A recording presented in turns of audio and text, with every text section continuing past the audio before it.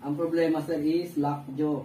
Ano na to eh, siguro 1 month na siya noon. Naingang ako siya ng matindi, tas Nainga nga? pinilit ko siya ibalik. Mag-wake up po kasi siya noong time na yun. Tabingi pa talaga sir, no? Ramdam ko rin. Tabingi, papunta dito. Tapos, naibalik ko, na pinersa ko. Tapos ngayon, Paano nyo pinwersa? hindi ko alam kung paano ko naipersa eh. Hindi ko, parang, ganun. Nabalik. Nabalik pero ang sakit na. Hindi na ako Ngayon masakit. Hanggang ngayon, hanggang dito. Umugong ang tenga nyo. Ang sakit na, hindi naman yung tenga, medyo lang. Pero ang epekto talaga yung likod ng ulo ko, masakit na. Sa likod ng ulo. Masakit. Tapos kasi, nagsimula yon nung naibalik ko, hindi na ako makanganga kahit yung burger lang na Jollibee. Opo. Pag nanganga ko, ang sakit na. Tapos, nung pinahinga ko siya, hanggang sa ngayon, nakakakain Pag naman. nangangagat kayo, kumakagat kayo ng burger, masakit. Nung time na yun, Nung time na yon, ngayon hindi naman. Hindi naman. Ngayon, ang problema nga lang, pag gigising ako, sakit lagi ng ulo ko. Dahil, pag ginaganto ko, yan, ginaganto ko. Sinasakit ang ulo.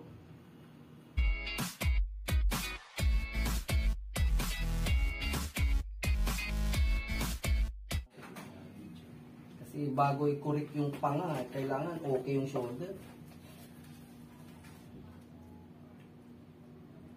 Oh, Hmm.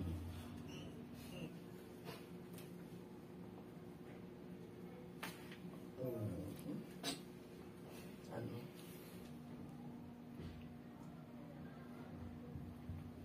Ayan, dali siya. Bakit? Parang na-stroke ka dyan. Inhale, exhale ka lang. Oo nga, hindi na-explain dali. Hmm.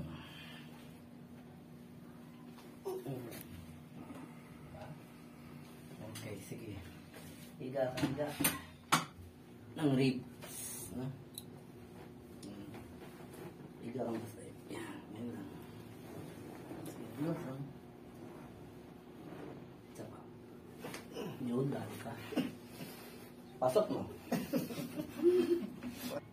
Etong i-adjust ko ha, ito. Yan o.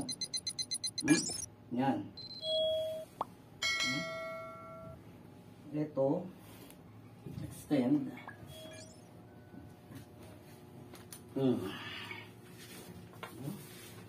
Check ko ulit. O, tingnan nyo. Wala o.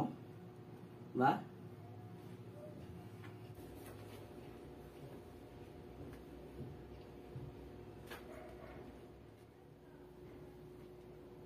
Wala. Sige.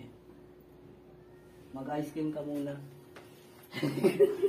Yun ang kailangan yun. Hindi kasi para yung ligaments tsaka yung nerve dito, titibay siya na maayos na. Hindi yung doon siya sa kalagayan tabingi na. Mugi ah. Mugi niya na. Nagbabago kasi. Ang nagbabago yung facial ano niya pag diretso. Yung kasi